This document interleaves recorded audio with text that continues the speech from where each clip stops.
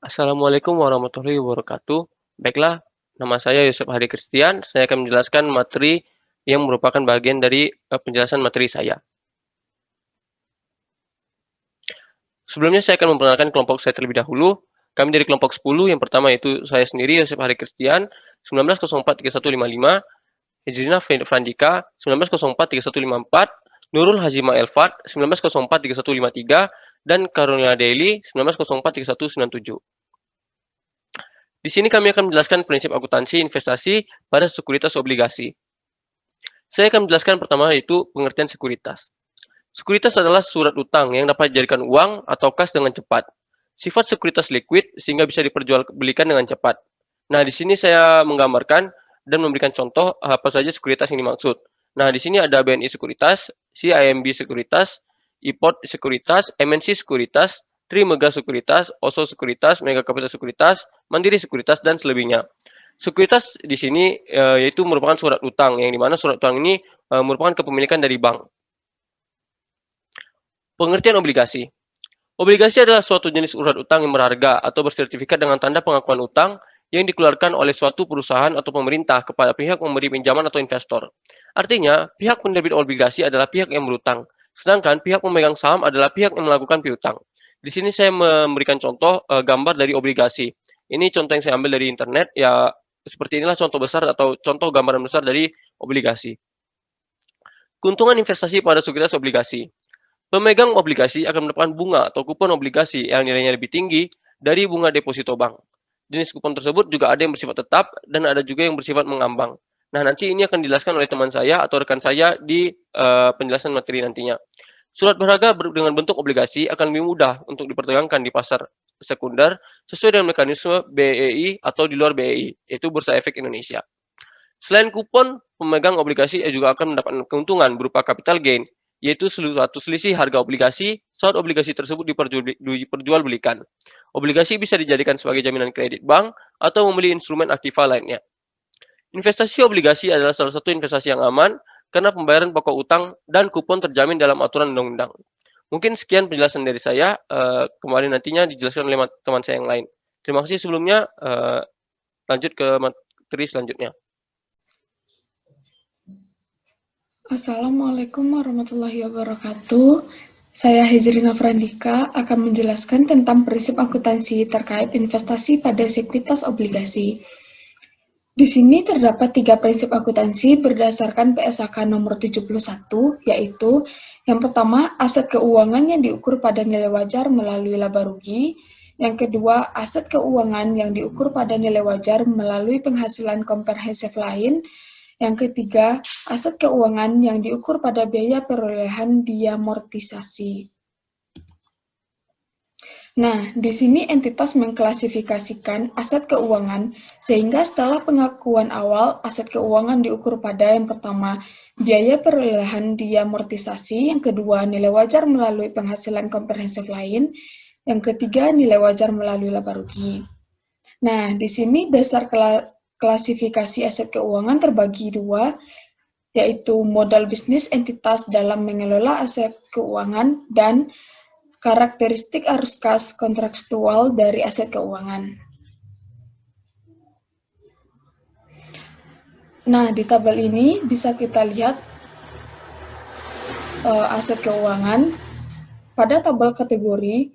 Yang pertama, dimiliki hingga jatuh tempo atau HTM, penilaian biaya yang diamortisasi, keuntungan atau kerugian kepemilikan yang belum direalisasi, yaitu tidak diakui, pengaruh terhadap laba, bunga saat dihasilkan, keuntungan atau kerugian atas penjualan. Sekuritas perdagangan, penilaian nilai wajar, keuntungan atau kerugian kepemilikan yang belum direalisasi, diakui dalam laba bersih, pengaruh terhadap laba, keuntungan atau kerugian atas penjualan. Kategori tersedia untuk dijual atau AFS, penilaian nilai wajar, keuntungan atau kerugian kepemilikan yang belum direalisasi, diakui sebagai laba komprehensif lainnya dan sebagai komponen terpisah dari ekuitas pemegang saham. Pengaruh terhadap laba, bunga saat dihasilkan, Keuntungan kerugian atas penjualan. Cara menentukan nilai wajar obligasi pada saat dibeli, rumusnya yaitu harga beli sama dengan penerimaan bunga dikali 1 kurang 1 per 1 tambah I pangkat N per I ditambah nilai nominal dikali 1 per 1 tambah I dikali N. Nah, keterangannya I sama dengan bunga efektif dan N sama dengan jangka waktu. Assalamualaikum warahmatullahi wabarakatuh. Perkenalkan, nama saya Nur Hajima Elfat dengan nomor NIM 19943153.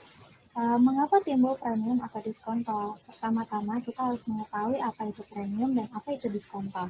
Penjualan obligasi di bawah nominal disebut diskontol, sementara penjualan di atas nominal disebut dengan premium.